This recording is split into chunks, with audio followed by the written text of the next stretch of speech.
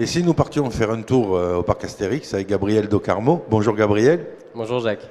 Alors, on va parler du parc Astérix. Le parc Astérix, on ne va plus le présenter parce que tout le monde le connaît. En revanche, j'imagine qu'il y a des nouveautés cette année, des nouvelles attractions. Quelles sont-elles? Alors déjà Jacques, dans un premier temps, nous on ouvre le parc Astérix cette année à partir du 31 mars jusqu'au 4 novembre. C'est notre période d'ouverture.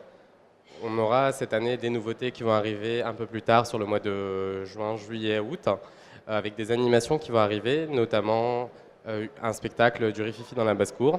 On a également du développement au niveau des hôtels. On a agrandi notre hôtel Détroit Hibou l'année dernière. Cette année, on est en train d'en construire un autre. Et l'année prochaine, on aura encore un nouvel hôtel qui arrivera. Parce que c'est le parc qui marche bien en Ile-de-France. On est le deuxième parc d'attractions le plus visité en France. Et effectivement, c'est un parc qui marche assez bien aujourd'hui grâce au comité d'entreprise. Alors justement, les comités d'entreprise, quelles sont les offres qui sont faites aux comités d'entreprise? C'est assez vaste, Jacques. On a de la billetterie individuelle, des sorties groupes, des passes saison. On a également des arbres de Noël que l'on propose au comité d'entreprise. C'est une offre assez diverse et variée. Alors, un arbre de Noël chez Astérix, ça doit faire rêver les enfants.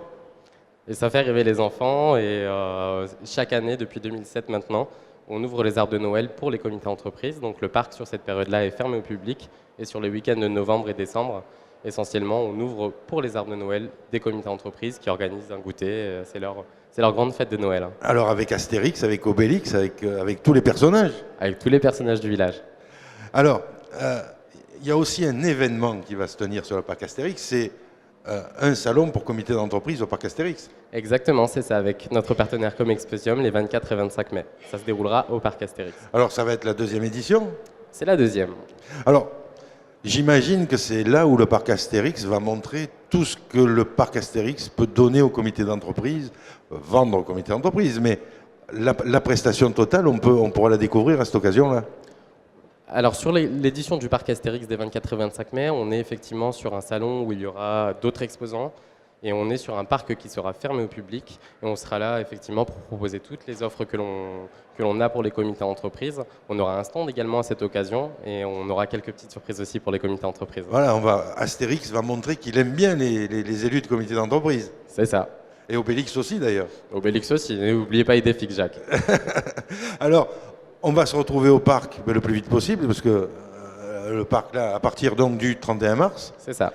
Si on vient de province, comment on arrive au parc?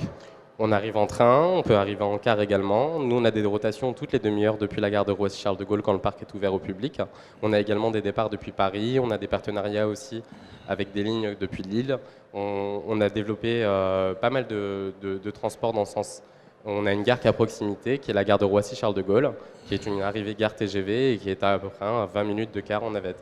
Oui, donc c'est immanquable. Celui qui ne trouve pas le parc Astérix, c'est qu'il n'y met pas de la bonne volonté. Là, on n'a plus d'excuses pour ne pas aller au parc Astérix, Jacques.